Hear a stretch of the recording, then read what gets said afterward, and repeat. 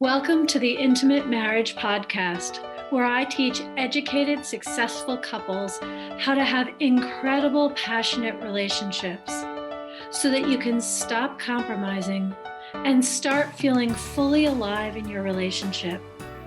I'm your host, Alexandra Stockwell, aka the Intimacy Doctor. I'm a physician and an intimate marriage expert. My husband and I have been married for 26 years. We have 4 children and full professional lives, and we've created an amazing relationship. I've shown hundreds of couples how to do so as well. So if you want to deepen your understanding of your own relationship and learn to access new heights of emotional, sensual, and erotic intimacy, you're in the right place. I will show you how. So let's dive in. Okay, so you're in a phase where things don't feel fantastic in your relationship. Maybe once the kids are put to bed, you go to separate rooms to do your own thing. You kind of think it would be nice to be spending more time together, to feel desired, to feel desire. You wish you were making love more often, but things are a little bit numb, stale, disconnected, frustrating. And maybe those words are too strong on some days, and then other days they're actually accurate because over time there's been this slow buildup of resentment, disconnection, frustration. You're not even really sure what's going on, but it's just not easy like it used to be. In fact, sometimes you may even think of that experiment that's done with the frog where it's put in cold water and slowly the temperature is brought higher degree by degree, and each change is fine for the frog, but suddenly it is now dying because it's in boiling water, and it never just jumped out because it's been a slow dying, we'll say. That might sound extreme, and that might be exactly what the truth is that you haven't really wanted to face. But either way, new lingerie isn't going to help. Going on some beautiful vacation together where you can spend a lot of time together and even leave your phones in the hotel room as you go for an adventure. Shaving your legs and getting a new haircut. That's not going to change this either. So often, if you look at the glossy magazines or you are in a Facebook group with a bunch of women who are talking about these things with one another. I don't actually know how it is in the Facebook group for men. I don't enter those.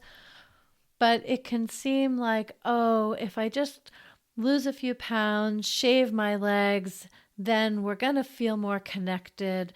My partner's going to be ready to really talk and touch in a deeper way.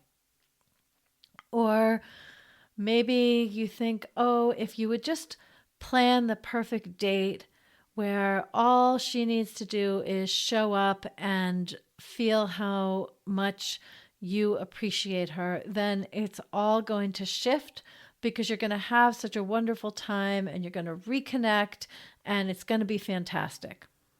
Well, let me just say, it's really not going to make much difference at all. Sure, in the short term, if you go away for the weekend or you go for a longer trip, especially if the two of you haven't been away, just the two of you in a while, I hope it's wonderful. I hope it brings you hope that, yes, you can really reconnect in a beautiful way. And if you're going to buy some new lingerie, I hope you feel fantastic wearing it and that your partner does notice and respond in the way you were hoping for. But the way in which those things are not going to help is that they are essentially external, logistical, temporary arrangements, like intermissions.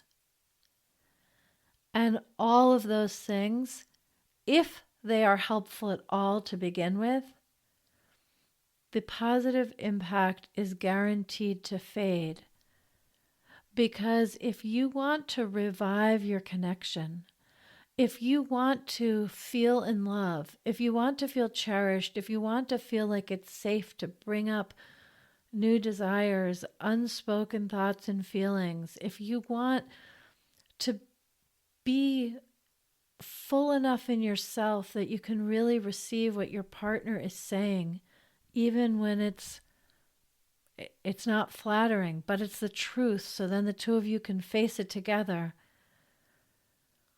All of these kinds of things that are essential to reignite the spark and revive emotional intimacy and really create a context in which sensuality and erotic intimacy can flourish, all of those things will happen with changes on the inside.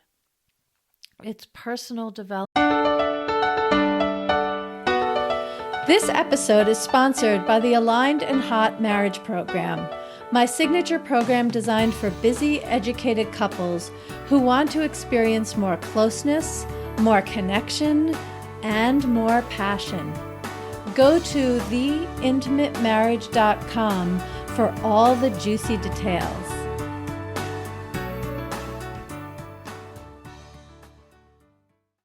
Development, it's self-awareness, it's noticing when you're reactive, it's learning to be more honest, more authentic, more present, more accepting of both yourself and your partner.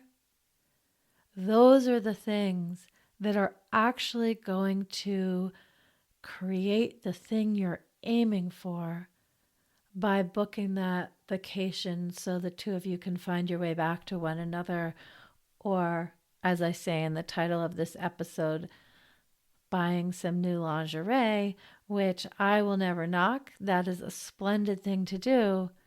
But just be clear, it's not nutrient dense when it comes to really creating magic and intimacy and passion and juicy connection in your relationship. No, not at all. It's like buying new plates. That is nice. It's totally nice, but you have to gather your ingredients and prepare them in a beautiful way and put them on the plate and actually eat them in order to be nourished. So yeah, it's your inside that needs to change in such a way that your way of being evolves and your communication becomes more real, less riddled with resentment, and more authentic, fresh, courageous, and honest. You know, I'm not sure if you've encountered this idea. It happens in so many areas, depending on your personality, your childhood exposures, your peers, the things that you enjoy in life, the things that scare you, but whatever it is, your body. Many people, most people, have some idea that when you lose 30 pounds, then you'll be happy. Or when you make your first 6 figures in your business, then you'll be happy. Or when you make $500,000 or 7 figures in your business, then you'll be happy. When you live in a really beautiful home in a wonderful neighborhood, then you'll be happy. When you finish residency, if you're a doctor in training, then you'll be happy. If your father acknowledges the success in your career, then you'll be happy. If you have a boy and a girl, then you'll be happy. You, I'm sure, can fill in the blank on what it is that you associate with once you have it, then you'll be happy. But the fact is that that isn't how it works. There's really clear data for people who lose 50 pounds, 100 pounds. They think their whole life will be different, and there are many, many ways in which their lives are different. I certainly do not want to minimize the impact of it, but it doesn't take away the need to learn how to be happy. And likewise, if you listen to or read any interviews with people who have created a lot of financial success, for the most part, things are the same. They just have that success when it comes to their happiness, fulfillment, and ease in life. In fact, there are many people who think, well, once I get married, then I'll be happy. And you know what? Maybe so, but just being married is not enough to really feel happy. Well, I'm guessing if you're listening to this podcast, you already know that. So the point here is that wearing new lingerie, going on a vacation together, that is not what creates happiness. So I'm hoping you're wondering, okay, so what is it that creates happiness in relationships? What is it that leads to an intimate, passionate, joy-filled, happy marriage? What do you need to put your attention on? I invite you to actually ask yourself that question right now. What do you need to put your attention on? Because I know that as you're listening, you're very likely to have some answer come to mind, and I really want to encourage you to trust that. I trust your wisdom, and I hope you do too. And in addition to whatever has come to mind, I'm very happy to tell you that really the focus of this entire season is my answer to this question: what do you need to put your attention on in your relationship right now in order to be happy? Right now and in the future. In other words, if new lingerie isn't going to help and going on vacation together isn't going to help, not in a sustained way, what is? And every episode in the rest of season 2 is my heartfelt custom answer to that question.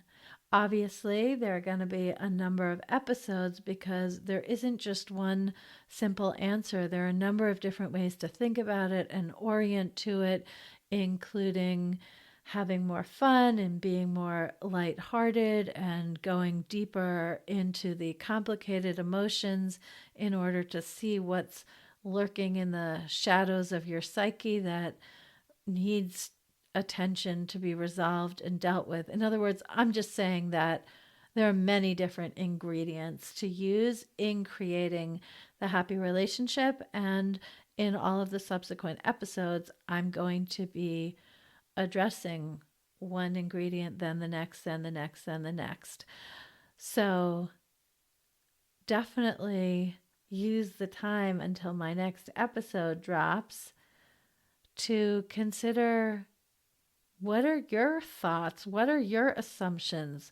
What have you either consciously or unconsciously been telling yourself that once you have this thing, then you will be happy? What is the thing you want to have in order to be happy? What is the thing you feel you need to do in order to be happy? Like, really, I invite you to journal or just have this as a question rolling around in your mind as you go about your day. Because if you can identify what your assumptions and beliefs are, you're going to have a much easier time dismantling them and opening yourself to what really needs to happen for you to enjoy your life, enjoy your relationship, enjoy the ups and downs, the challenges, because you have confidence that being happy, fulfilled, and sensually alive is something that you know how to do. I've said many times, maybe you've heard me, and if not, I'm happy to have this be the first time, that I absolutely believe that having a fantastic relationship is a learnable skill. And so, what I'm really saying is, all of the subsequent episodes in this season will be me sharing one skill and then another and then another. So definitely be sure to subscribe to the Intimate Marriage Podcast, whatever platform you're listening on. Make sure to subscribe because you don't want to miss a single episode, because the rest of season 2 is essentially a mini course in how to be happy and enjoy your relationship and create the luscious intimacy, which makes all of life so much better. I'm going to be talking about where to put your attention so that you feel connected, you feel seen and heard, and you make it appealing for your partner to share themselves as well. In fact, just before I started recording this episode, I hadn't actually planned to tell this story, but it's popped into my mind, so I'm going to tell you. Just before I started recording this episode, I had an interaction with my husband, Rod, because I sent him an email with a bunch of papers from our CPA, and he printed them out. And instead of just printing the pages that needed signatures, he printed out tons and tons of pages. And he didn't realize that he just needed to print out the signature pages and wasn't even sure which pages were the signature pages. So anyway, he brought me a stack of papers that could easily have been like a little book. And so I started looking at the letter on top of this stack of papers in order to figure out what I should do. And he was telling me what to do, but what he was saying didn't really make sense to me. And so I was just reading the thing and basically ignoring what he was saying and shuffling through the papers in order to find out what I need to do. And at one point, I just said to him, I feel like you're not listening to me. And he responded by saying, I feel like you're not listening to me. And I was so surprised. I turned to him and I said, really? Oh, tell me again. I wasn't aware that I wasn't listening. And that was such a simple communication. He said what he wanted to say and then realized that actually I'd had communications with our accountant and I knew what I was looking for. And he actually just backed away and said, okay, well, once you have the signature papers, let me know and we can sign them. But the point is that I was trying to get a task done, and I felt like he didn't have information that was helping me with that. So I basically tuned him out, and I wanted him to let me lead the encounter, and he felt like I wasn't listening to him and said so. And I realized, oh yeah, I wasn't listening to him. Now, why am I telling this story? Because the point of it is that we both want to feel seen and heard, and we have the skills to be clear when that isn't happening, and we know how to say that to one another so that the whole thing diffused instead of having a fight or even unconsciously becoming reactive, and suddenly instead of I don't know what, I'm watching a Netflix show as a way to just avoid feeling what I'm feeling. Like, there's so many different ways to, cover up what's arisen or make it dramatic or have a fight or take it out on the kids or I don't know what. And the reason that that particular story came to mind and I chose to tell it is because it's not very glamorous. It's not very magnetic. It's just a simple everyday interaction in which, as a result of my husband and I each doing deep internal work, we each knew when we were a little bit triggered where to put our attention so that we could each feel more connected, we could each feel seen and heard, and we could make it appealing and have room for one another to feel seen and heard as well. So I definitely enjoy telling stories about, luscious transformations and joyful passion and erotic intimacy. But all of the things that I'm talking about are also really useful when there's a stack of papers from the accountant and we're figuring out where the signature pages are and we each get our feelings hurt a little bit. And that just can become something so smooth when you know how to have attention where it needs to be in order to feel connection and feel happy. And new lingerie or an amazing vacation last month or me shaving my legs in order to hope it's going to help us get closer, none of those things are going to serve us at all when we're going through a stack of papers from the accountant and looking for the signature page.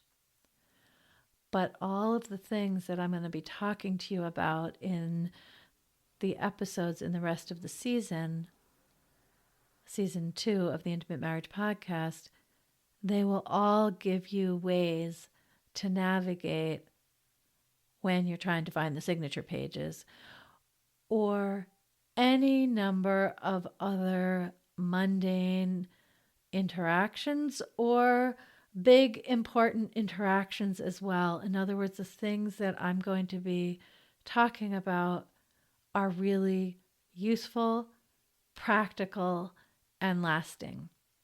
So what I hope you get from this episode is, by all means, plan vacations, buy lingerie, plan an incredible date, go for it. But don't have any illusion that that is what is going to transform your relationship. Those are going to be lovely experiences that I hope you thoroughly enjoy.